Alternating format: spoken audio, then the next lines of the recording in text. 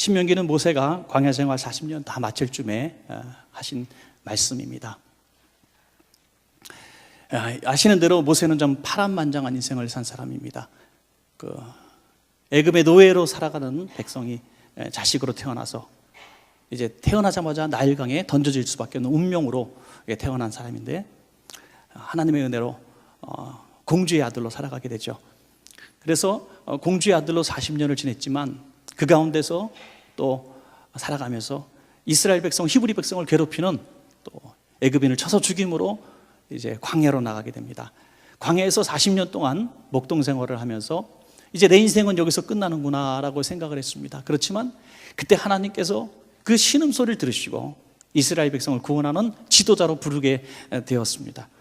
그래서 이 정말 자기의 힘이 아닌 하나님의 능력을 가지고 이스라엘 백성을 이끌고 광야로 나왔습니다. 그런데 이 백성은 정말 조그만 문제만 일어날 때마다 하나님을 원망하고 모세를 원망하는 정말 훈련되지 못한 백성들, 정말 어떻게 보면 인간적으로도 너무나 연약하고 또 불평불만이 가득 차 있는 그런 약한 사람들을 이끌고 모세가 얼마나 지치고 피곤한 지도자의 삶을 살았을까 하는 것을 우리는 생각해 볼 수 있습니다. 그 정말 어린아이 같은 그 수백만의 백성을 이끌고 이제 그 모든 과정을 극복하고 가나안의 목전에 서게 되었을 때 오늘 이 신명기 말씀을 전하는 것입니다. 그래서 신명기는 이미 레위기를 통해서 주셨던 말씀에 반복되는 말씀이고, 그래서 두 번째 율법이라고도 이렇게 말씀을 하기도 합니다.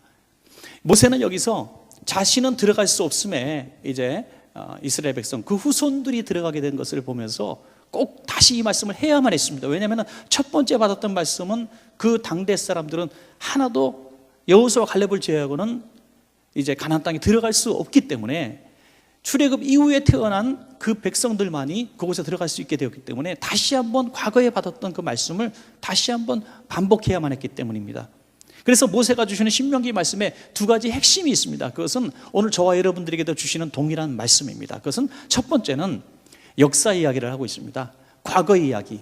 너희가 누구이냐? 어떻게 하나님의 은혜로 구원받았고 어떻게 광야 생활 가운데 하나님의 도우심을 받았는가? 아니 실제로 부끄러운 역사까지도, 너희 조상들의 죄까지도 그 실수로 인하여 광야 백성으로 헤매일 수밖에 없었던 이야기까지 적나라하게 이야기합니다. 그리고 두 번째 뭡니까? 이제 미래 얘기를 하는 것입니다. 너희가 새로운 땅 가나안 땅에 들어가서 살려면 이렇게 살아야 한다는 것이죠. 오늘 함께 보신 본문은, 특별히 오늘 말씀의 주제는 그 가나안 땅을 들어가는 첫 번째 관문, 그 가나안 땅을 들어가려면 어떻게 할 것인가 하는 말씀을 주시고 있는 것입니다. 오늘 저와 여러분도 동일한 환경 속에 있다고 저는 봅니다. 우리도 역시 정말 지치고 피곤한 광야 생활을 지금 거닐고 있고, 우리는 결국에는 이 거대한 가나안 땅이라고 하는 축복의 땅 문 앞에 서 있는 삶을 살고 있습니다. 여러분, 그 땅 앞에서 우리가 어떻게 그 땅을 정복할 것인가, 우리 힘으로 우리 능력으로는 되지 않지만은 오늘 모세가 주신 말씀을, 내게 주신 말씀으로 받을 수 있다면 저와 여러분도 모두 가나안 땅을 정복하게 될 줄로 믿습니다. 두 가지 말씀을 주시는데 그 두 가지 말씀을 함께 배우도록 하겠습니다. 첫째로 따라합시다. 그들을 두려워하지 말라. 예, 그들을 두려워하지 말라. 그 백성들을 두려워하지 말라. 여러분, 두려움이라고 하는 것은 당연한 우리의 심리입니다. 두려움의 대상이 있으면 두려움이 생기는 거죠. 저는 제일 무서운 게, 죄송하지만 개예요, 개. 그죠? 어디 가다 보면 개 조심 이렇게 써 있으면 일단은 겁나요. 예. 제가 트라우마가 있는 것 같아요. 예. 누구한테도 말하지 않은 부끄러운 과거지만 중학교 시절인가요? 고1쯤 됐을까? 친구 집에 놀러 갔는데 이 친구가 새 파트를 풀러놓은 거예요. 새 파트. 먹을 수 없는 개. 야, 그게 덤벼드는데요. 제가 얼마나 무서운지. 그 집에 마당이 있고 나무가 한 그루. 제가 나무를 그렇게 잘 타는 줄 몰랐어요. 나무 꼭대기까지 쫙 올라. 밑에서 막 저를 보려고. 야, 친구가 그걸 구경하고 있는데 진짜 주님 안 믿는 사람이면 살인도 불사하겠다. 정말 얼마나 친구가 미웠던지요. 자기는 그걸 재밌게 보고 있는 거예요. 어쨌든 그 이후로 개만 보면은 먹거나 먹히거나 하여간 그런 존재로 무서워요. 여러분, 그 두려움이라고 하는 것은 당연한 거 아니겠어요? 사람이 적당한 두려움이 있어야 안전을 보장받을 수 있습니다. 애들이 왜 다칩니까? 겁이 없기 때문에 다치는 거거든요. 크면 잘 안 다쳐요. 겁이 많아서 안 다치는 겁니다. 겁이 있어야 됩니다. 그래서 두려움은 어느 정도 하나님이 주신 마음인데, 오늘 하나님은 말씀하십니다. 그 대적을 두려워하지 말라. 두려워할 수밖에 없는 대적이지만 두려워하지 말라. 도대체 무슨 말입니까? 두려워할 수밖에 없는 환경에서 왜 두려워하지 말라고 하십니까? 이길 수 없는데요. 오늘 그 말씀을 20장 1절에서 말씀하고 있습니다. 내가 나가서 적군과 싸우려 할 때에 말과 병거와 백성이 너보다 많음을 볼지라도 당연히 두렵죠. 그러나 그들을 두려워하지 말라. 애굽 땅에서 너를 인도하여 내신 내 하나님 여호와께서 너와 함께 하시느니라. 아멘. 당연히 두려워해야 되는데 두려워하지 않을 이유에 대해서 말씀하시는데, 지금까지 함께 하신 하나님, 애굽에서 10가지 재앙을 내리시고 구원하신 그 하나님이 지금도 너와 함께 하시기 때문에 두려워하지 말라 이거예요. 우리 두려움이 올 때 두려움을 이길 수 있는 비결은 무엇입니까? 두려움의 대상을 바라보지 말고 우리와 함께 하시는 하나님을 바라볼 때에 우리는 두려움을 이길 수 있는 것입니다. 어떻게 두려움과 우리가 이길 수 있습니까? 우리는 싸울 수 없습니다. 이길 수 없습니다. 그 두려움의 존재는 여전히 우리보다 강합니다. 그것은 사실입니다. 그러나 그보다 강하신 하나님을 볼 때에 우리 두려움이 떠나가는 것입니다. 그래서 저는 이렇게 생각을 합니다. 두려움은 불신앙이고 이 두려움을 물리치는 힘은 믿음이다. 저는 그렇게 믿습니다. 두려움의 대상을 바라보고 싸우지 마시고 두려움을 이기게 하시는 하나님을 바라보며 승리하시길 바랍니다. 그래서 육신의 눈을 가지고 보면은 우리는 의심과 두려움 속에 살아가지만 영의 눈을 떠서 살아가면, 믿음으로 살아가면 우리는 모든 두려움을 이길 수가 있는 것입니다. 여러분, 오늘 모세는 정말 너무나 애절한 마음으로 이 이야기를 하고 있습니다. 왜냐하면은 이스라엘 백성이 과거 약 40년 전에 똑같은 상황 가운데서, 똑같은 위치 비슷한 가운데서 이스라엘 백성들, 그 믿음의 선배들이, 너희 조상들이 두려움 때문에 망했다는 것을 말하고 있는 것입니다. 너희가 두려움 때문에, 너희 조상들이 두려움 때문에 지금 너희들이 광야에서 이렇게 고생한 거야 라고 뼈저린 과거 이야기를 하고 있는 것입니다. 그냥 믿음으로 가나안 땅에 들어갔으면 됐는데 그들은 두려움 때문에 정탐을 하자고 제안을 합니다. 시간을 좀 벌어보겠다는 거죠. 정탐하자는 거예요. 여러분, 정탐하자는 게 진짜 정탐하려고 하는 것이 아니라 두렵기 때문에 잠시 쉬고자 했던 것이죠. 그래서 정탐을 합니다. 이제 12명의 족속의 지파들의 지도자들이 정탐을 하고 나서 보고를 할 때, 여러분 아시는 대로 여호수아와 갈렙을 제외하고는 모두 다 부정적인 보고를 합니다. 그것은 거민을 삼키는 땅이요 라고, 죽음의 땅이라고 얘기하면서 우리는 그들의 비교하니 메뚜기 같다. 그들은 거대한 종족이고 또 병거가 있고 힘이 있는데 우리는 메뚜기 같은 사람들이라고 얘기합니다. 사실 그랬습니다. 그들은 잘 훈련된 군사들이 있고 성벽이 있었고 거인들이었습니다. 그러나 이스라엘 백성은 출애굽한 오합지졸이, 노예 근성 속에 사로잡혀 칼 한 번 휘두르보지 못하고 벽돌이나 쌓았던 이런 노동자들이 정말 노예들이었습니다. 어떻게 전쟁이 가능합니까? 사실입니다. 그들의 보고를 들을 때 그는 땅을 치며 통곡하며 울었는데 그 이유가 뭡니까? 우리는 죽었구나. 우린 죽었구나.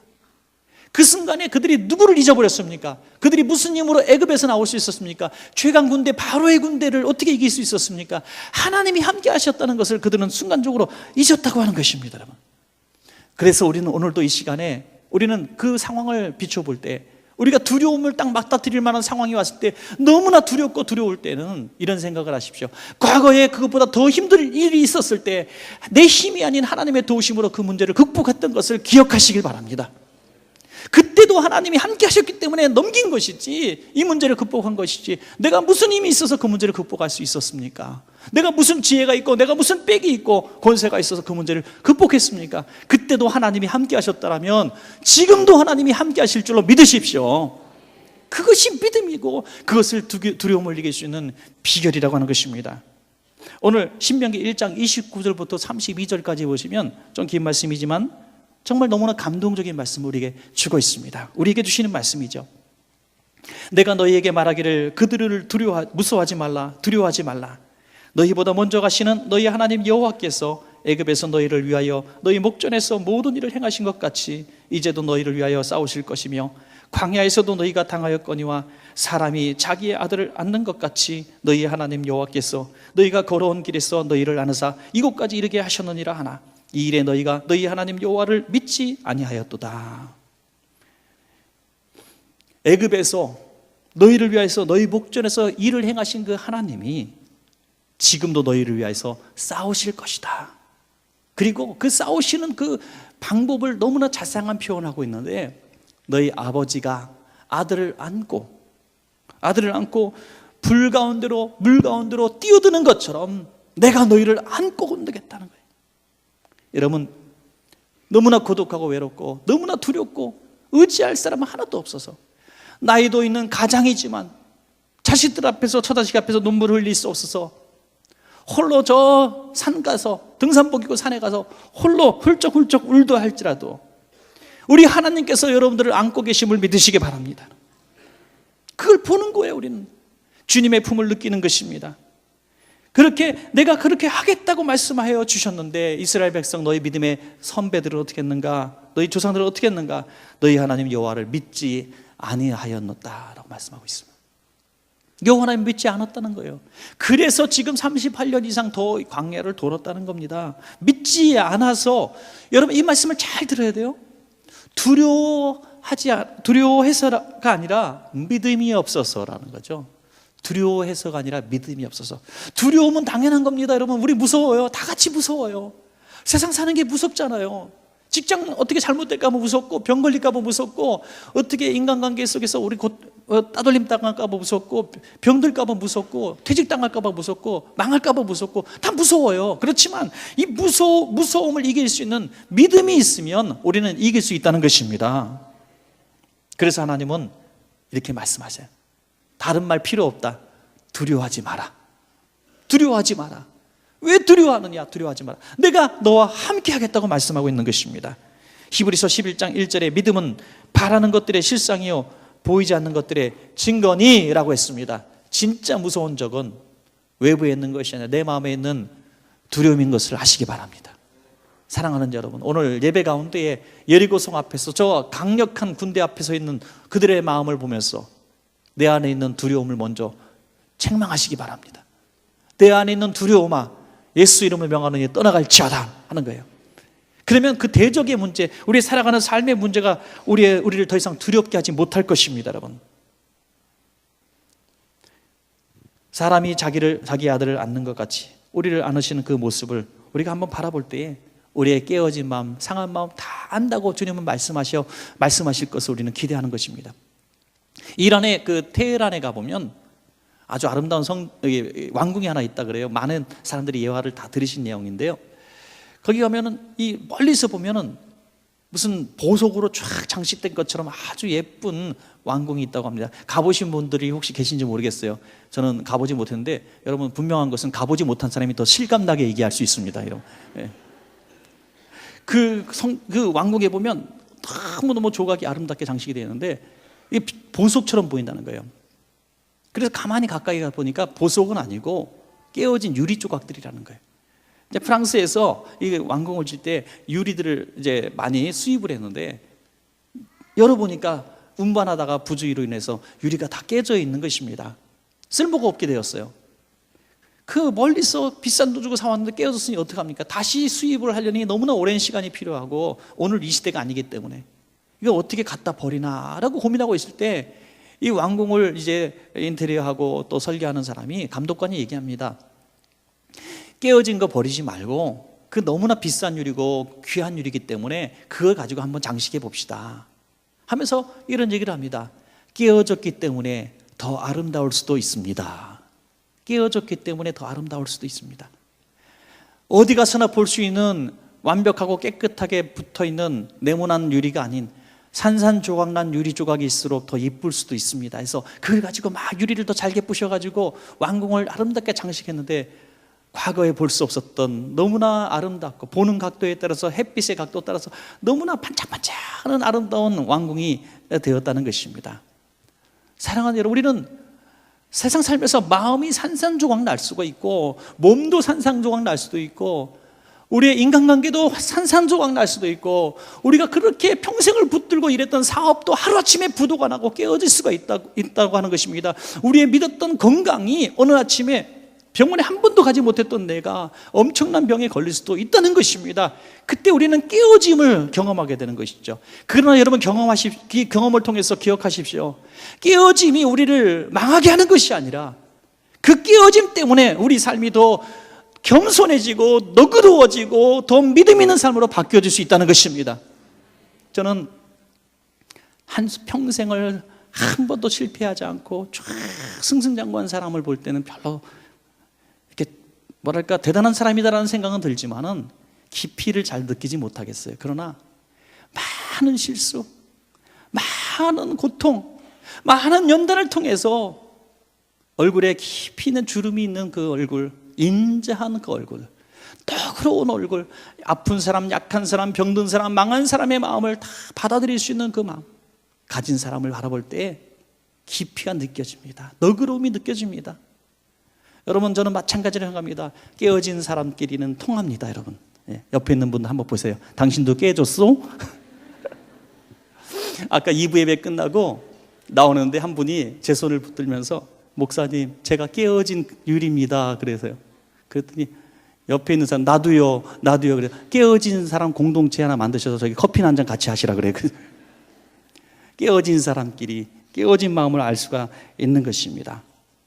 여러분, 어느 날 우리가 다 깨졌을 때, 산산조각 났을 때 우리는 우리의 삶을 더 아름답게 가꾸실 그 희망이신 예수님을 바라보시길 바랍니다.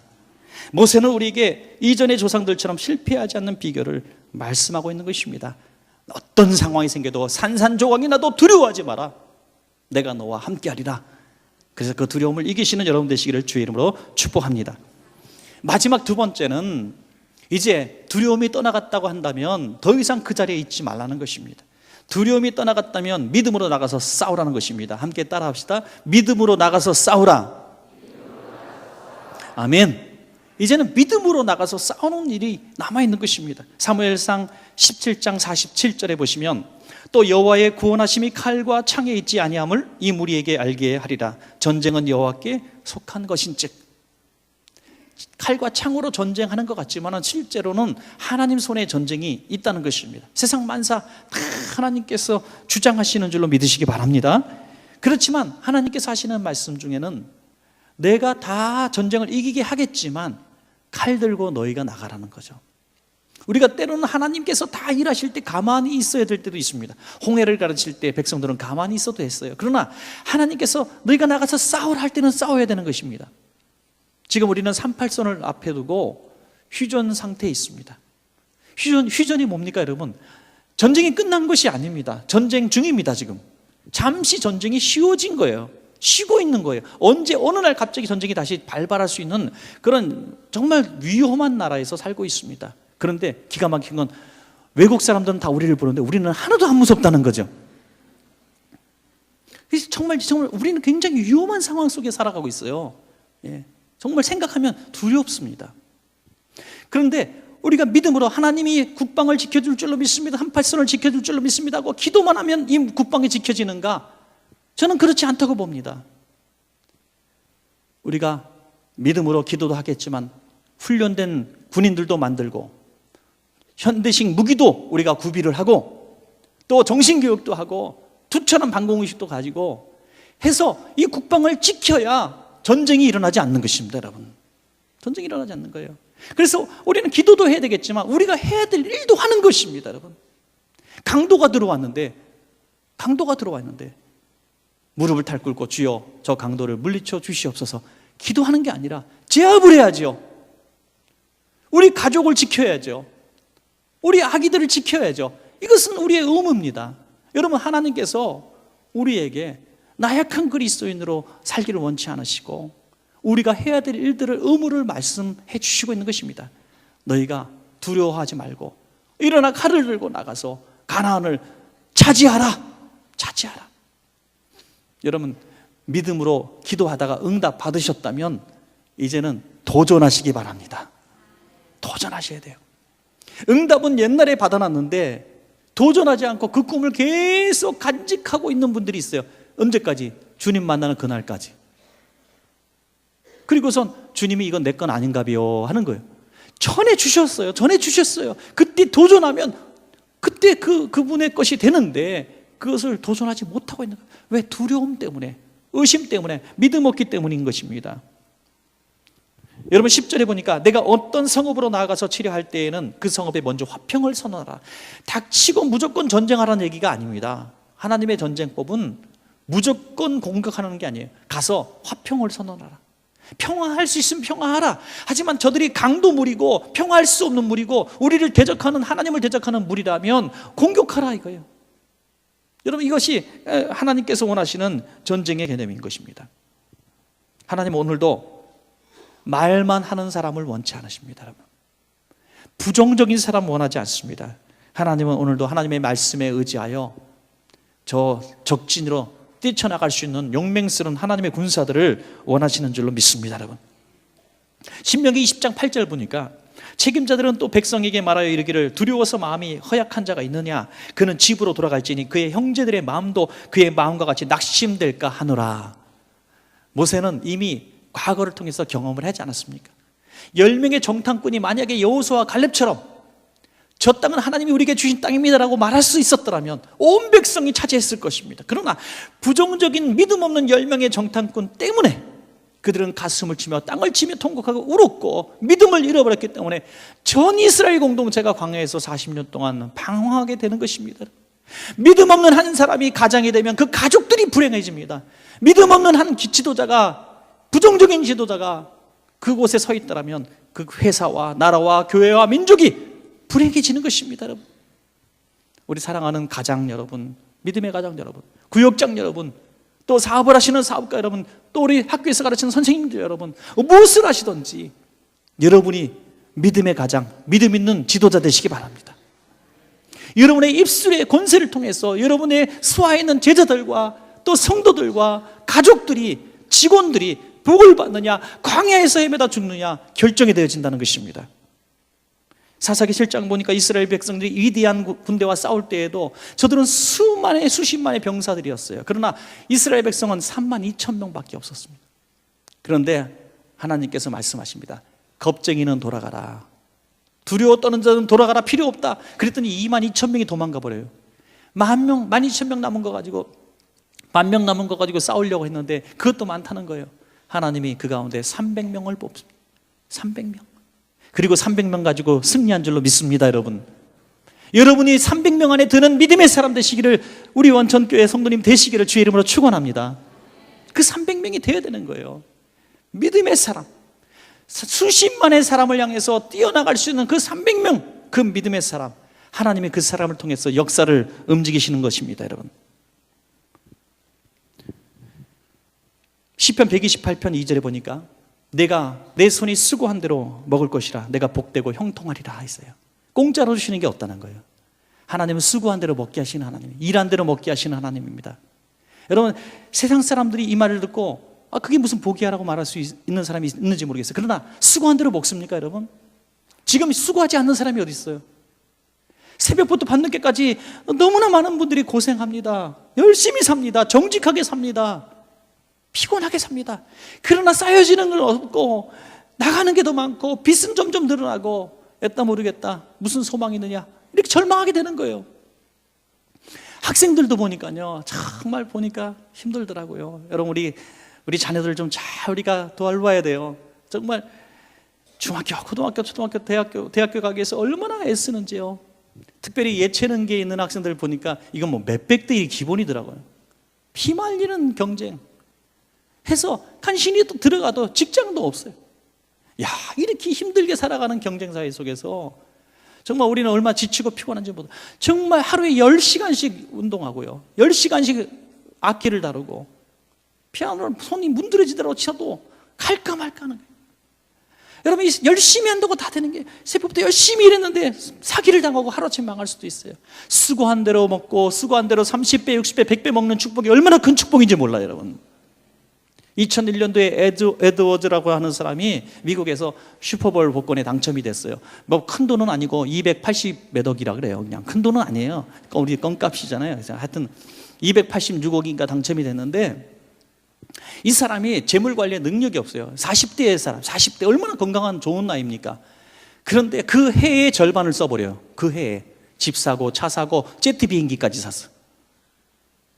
그리고 그가 다 빈털들이 되고 이제 요양소에서 쓸쓸하게 죽기까지 10년밖에 걸리지 않았어요. 58세에 쓸쓸하게.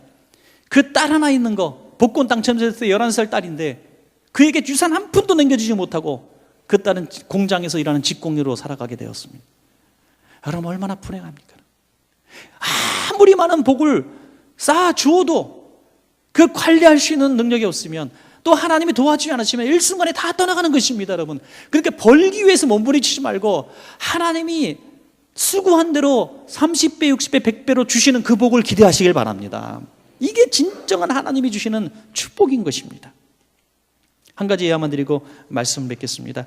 A.J. 슈발트라고 하는 사람은 아주 겸손하고 신실한 사람이라고 합니다. 음악가고 또 음악 교수입니다. 제자들에게 늘 존경받는 분인데 어느 날 2명의 제자가 찾아옵니다. 그래 너무나 불행한 일을 겪었어요. 2 제자의 아내가 같이 죽음을 당한 거죠. 그래서 이 2 제자는 너무나 슬픔을 이길 수 없어서 스승을 찾아왔습니다. 스승님, 저희를 좀 위로해 주십시오. 아내를 둘 다 잃어버린 2 제자 앞에서 할 말을 잃은 스승은 그 고통을 마음에 새기면서 내가 어떤 말로 너희를 위로하겠느냐 하면서 신명기 33장 27절을 찾아 읽었습니다. 영원하신 하나님이 내 처소가 되시니 그의 영원하신 팔이 내 아래에 있도다. 그 영원하신 팔이 너희를 감싸 안을 것이다. 오늘 하나님 아버지께서 우리를 안으신 것처럼 그 영원하신 하나님의 팔이 너희를 안는 처소가 될 것이다. 그 안에서 너희가 위로를 받기를 원한다면서 그들을 위해서 이 대가가 곡을 썼는데, 그들을 위한 위로곡을 썼는데 그것이 바로 오늘 저와 여러분이 함께 부르신 찬송가 405장입니다. 주의 친절한 발에 안기세. 그 찬양은 힘있고 박수치며 부르는 이 뜨거운 찬양이지만 그 안에 이렇게 뜨거운 사별의 고통을 경험한 가족을 향한 위로의 메시지가 있었던 것입니다. 여러분에게 어떤 슬픔이 있습니까? 두려움이 있습니까? 남들이 도무지 해결해 줄 수 없는 극한 고통의 아픔이 있습니까? 주님의 팔을 보십시오. 그 주님의 팔로 여러분 안고 계심을 믿으시기 바랍니다. 십자가의 손, 사순절 기간에 우리는 특별히 예수님의 피 묻은 손을 더 가까이 느낄 수 있는 은혜의 축복의 기간입니다. 이 축복의 기간에 여러분 예수님의 피 묻은 손을 느끼실 수 있고 그 품 안에서 안식을 누리실 수 있는 복 있는 시간들이 되시기를 간절히 축원합니다.